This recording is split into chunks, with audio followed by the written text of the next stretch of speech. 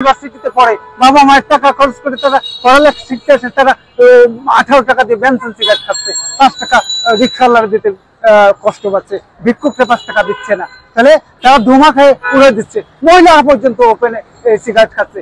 এই সিগারেটের প্যাকেটে লেখা থাকা সত্ত্বেও এটা খাচ্ছে, তার মানে এটা আসলে বন্ধ হওয়া উচিত।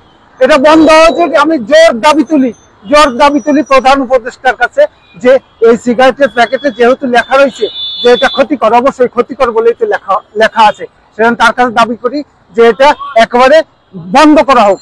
আর উনি সম্ভবত করবেন না, কারণ ওনারাও তো খায়, ওনারাও সিগারেট খায়, তার মানে এটা মনে হয় বন্ধ হবে না। কিন্তু তারপরে আমার যৌক্তিক দাবি এটা যে এই সিগারেট একেবারে সমূলে উৎপাদন করা হোক, দেশের এই সর্বনাশা থেকে একটা উত্তরণ ঘটে, সেই জন্য ওনার কাছে আমি দাবি করি ওনারা দরকার গোপনে খাক, কিন্তু এটা উঠায় ফেলানো হোক, এই আমার দাবি মূল। মামা ঢাকা, মামা 37 বছর যাবত রিক্সা চালাই, আদার ব্যাপারী, জাহাজের খবর অত বুঝিনি, রাজনীতি অত বুঝিনি।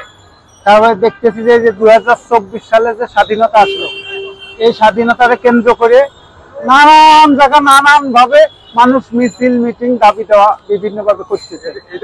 মামা আমি তো 37 বছর যাবত ঢাকা শহরে রিক্সা চালাই, আদার ব্যাপারী, জাহাজের খবর কম রাখি, কিন্তু এই যে 2024 সালে যে স্বাধীনতা নামক যে বিষয়টা আসলো আমাদের মাঝে, এই স্বাধীনতাকে কেন্দ্র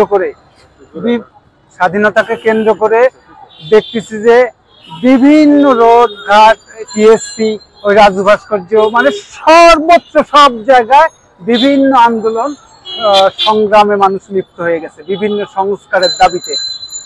এখন কেউ যৌক্তিক কেউ অযৌক্তিক নানান বিষয়ে নানান জনে দাবি করতেছে, কিন্তু আমি যে একটা বিষয় মানে খেয়াল করতেছি, কেউ এই যে ধূমপান বিষয়টা নিয়ে কোনো এর সংস্কার নিয়ে কেউ কোনো আন্দোলন করতেছে না।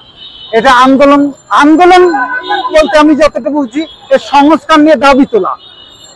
এই সিগারেটের প্যাকেটে দেখবেন যে লেখা আছে ধূমপান স্বাস্থ্যের জন্য ক্ষতিকর, ধূমপানে বিষপান, ধূমপানে ফুসফুস নষ্ট হয়, ধূমপানে ক্যান্সার হয়, ধূমপানে মৃত্যু ঘটে।